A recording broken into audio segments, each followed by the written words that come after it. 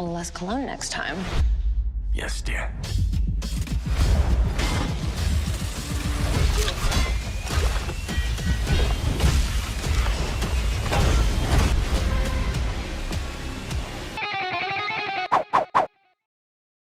Hey, Renny, Chris here from JoBlo. Nice to talk to you Hey, again. Chris. Nice to talk to you as well. How are you? I'm good. Yeah, so I watched the movie. I really enjoyed it. I just reviewed it actually for JoBlo, and our review did really good traffic. Actually, it's still trending today. So Because thank you. you wrote such a nice review. Where do I send my congratulatory flowers and a bottle of good wine and chocolate for you? Oh It yeah, was no really, problem. it I was, really it was. liked it though. You know, Yeah, thank you. It was a the great review, and I'm really thankful for it. Thank you. so the thing I wanted to talk to you about though, to start it off with, is that I really liked I really like the way you shoot action. That's the thing because and I mentioned it in my review because nowadays, I go to see a lot of action movies for work, and they're either one of two things. They're either John Wick ripoffs, which is fine because I love John Wick, but they're total ripoffs of that movie. Like that's the only style to shoot these movies in, or they're so dark that you can't decipher the action that's on screen, and you don't do either of those things in this movie. And I was wondering if you could talk a little bit about that. It's like a nice kind of pleasant, visually pleasant thing to look at. Thank you very much. My visual style really comes from like way back when I started. I grew up, first watching the 40s and 50s movies, and then the 70s action movies, and so everything from Hitchcock to Peckinpah and Don Siegel, and then going into 80s and 90s doing my own movies. And I always felt two things, at least two things. One is that I'm always trying to put the audience in the driver's seat. I want the audience to experience what the characters experience. So I want them to feel like they are in the movie. That's one thing. And then second thing is that for me, the geography of action is really important.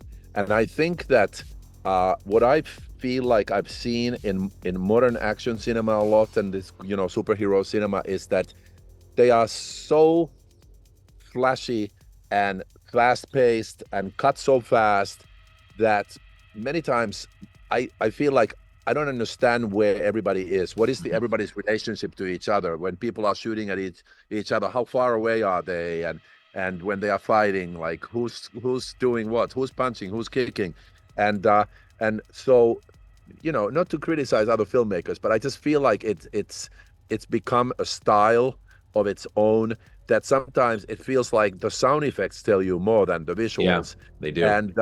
And let alone, going to the fact that I feel like there's a whole generation of film goers now who have never seen anything else but digital cinema, where there are digidoubles and for actors, and there's digital cars, and things are kind of weightless and impossible.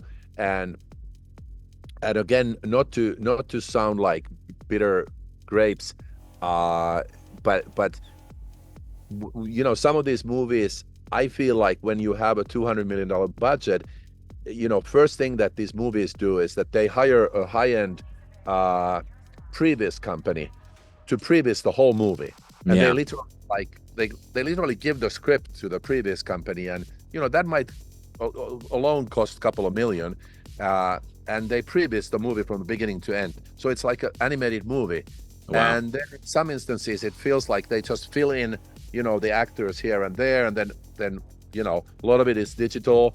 And And they all look the same. it just creates this, it all looks the same, and it creates this strange, unreal reality. Because of course, if you're a previous company, you're creating these crazy ass shots that have nothing to do with gravity or any kind of reality. And so my approach is rooted to reality, rooted to the movies I grew up with and I loved, and not to sound old-fashioned, but I just enjoy those movies, and I feel like the audience still appreciates it when they see the actor or the stunt guy really go through the test and it's all real blood and sweat when they are doing this stuff instead of digitally created. So that's that's my approach, and I think I believe that there are a lot of people who appreciate that kind of cinema where it feels more real. It's maybe not as flashy as some of these other things, but it's real. Well, and one of the things that's kind of gotten controversial about action movies, it's not every action hero that does this, but some of the big ones like The Rock or Vin Diesel or Statham, they've got these kind of riders in their contracts that say they're not allowed to get beaten up in movies, right?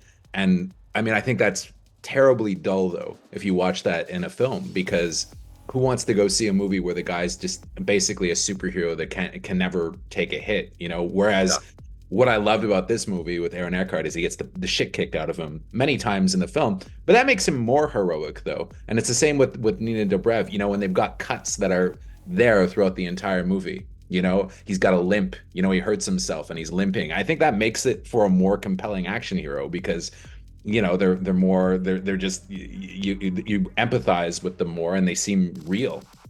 Yeah, thank you. I couldn't agree more. And I always ask the actors in the very beginning, I'm like, are you okay to get really like down and dirty and bloody and screwed up? And they always say like, yeah, dirtier the better.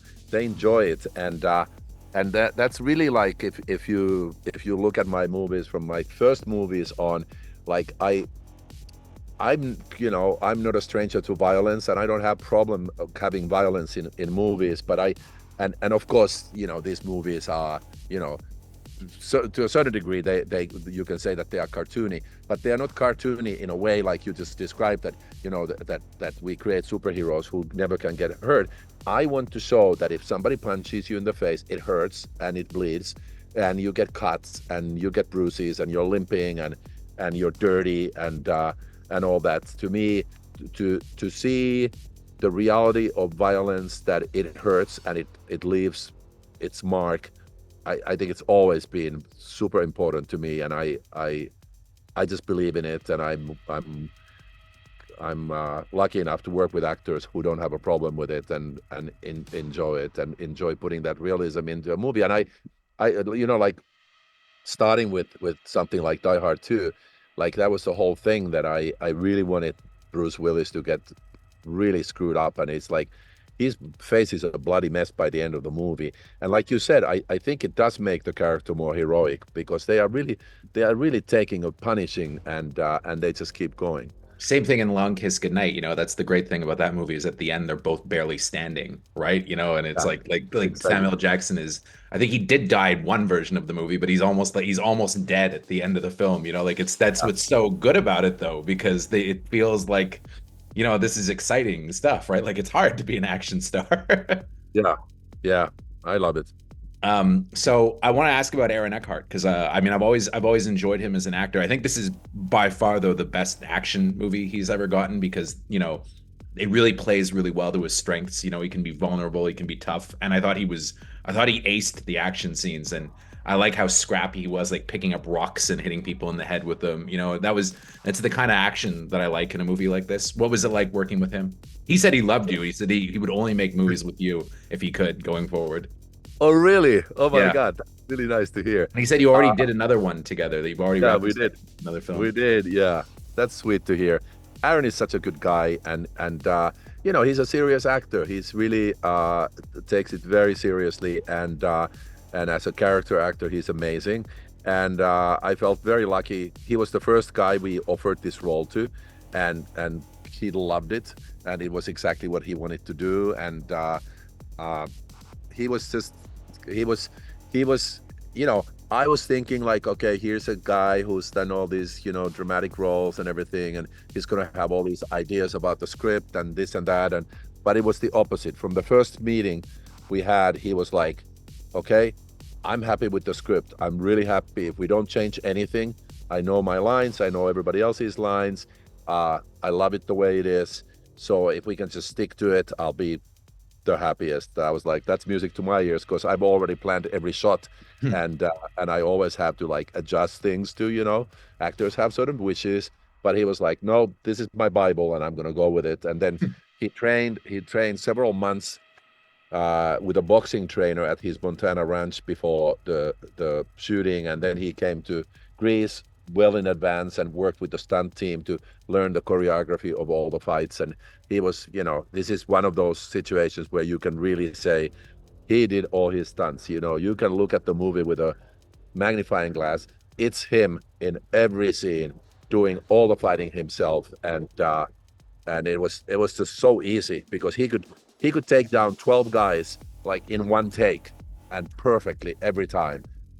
So it just made my job so much easier because I don't know if the audience comes to think of the fact that sometimes you have a fight scene, and with the actor you can do like one punch at a time. You literally have to line up the camera and say like, okay, hit that way and hit just past his chin that way, and so that it looks real, and they can handle one punch at a time, and that makes the job very, very hard. But he could just keep on going.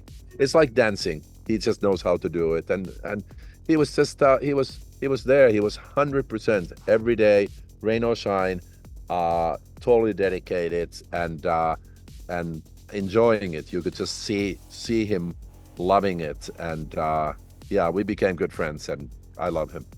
What's the new movie that you guys did together? We did a movie called Deep Water, which we shot in New Zealand and Spain, and it's him and Sir Ben Kingsley. They are Oh wow. they are pilots, plane crashes, and most of the passengers perish in the crash, and those who survive realize that they are on a reef in the middle of the ocean surrounded by sharks. Oh nice. So it's like Poseidon Adventure. It's like a 1970s disaster movie, and we had a blast doing it. I can't wait to. I'm editing it right now, and can't wait to show it to people. We're going to pull together, and we're going to find a way to get out of here. First, we're going to seal off this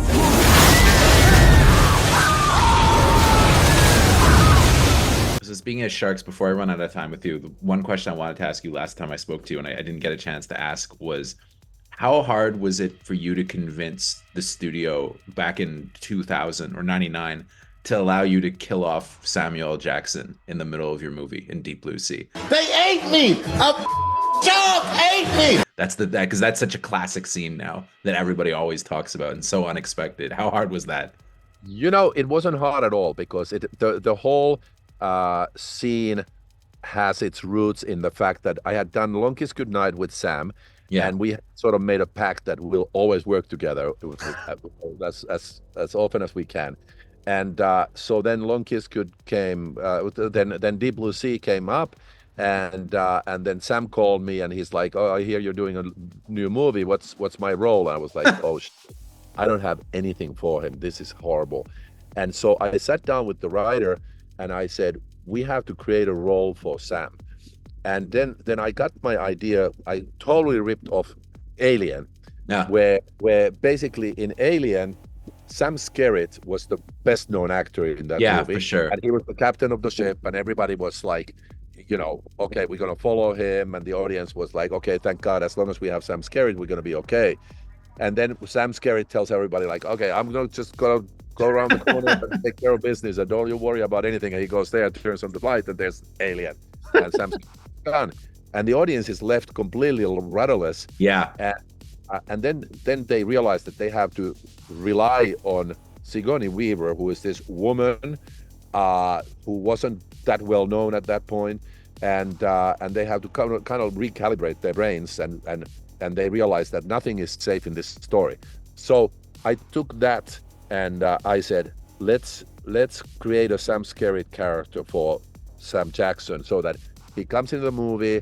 We think he's the lead. He's the most famous person in it. He has to be the lead. And then we give him this speech that has to be long enough that you start feeling like, oh, yeah, sure. But it's short enough so that you don't get bored. And then we're going to just take him in the middle of it, and we're going to throw everybody off balance. And it worked. And Sam relished that role, and we got to work together. But it was completely, his character was completely added to the story. There nothing like him was in the story until I realized that I have to have Sam in the movie. I'll never forget seeing that in theaters on opening night and the audience reaction when that happened. It was one of those great moments where people were like, "Oh shit, what?" It was just like this great thing. You know, there was a huge debate with Warner Brothers whether to put that in the trailer or not. And I said, definitely like, not. I refused to put that in the trailer. They wanted to put it in the trailer because they felt man. like, oh my God, that'll sell so many tickets. We'll never know if that would have made a difference or not. But to me, it had to be a surprise. Well, thank you so much for your time, Renny. I really appreciate it. As I told you, I really enjoyed the movie, and I'm looking forward to talking to you again. Thank you, Chris. Always great to talk to you. I really, really appreciate your words and the Thanks review. a lot. Take care. Thanks. Bye. Okay. Bye-bye.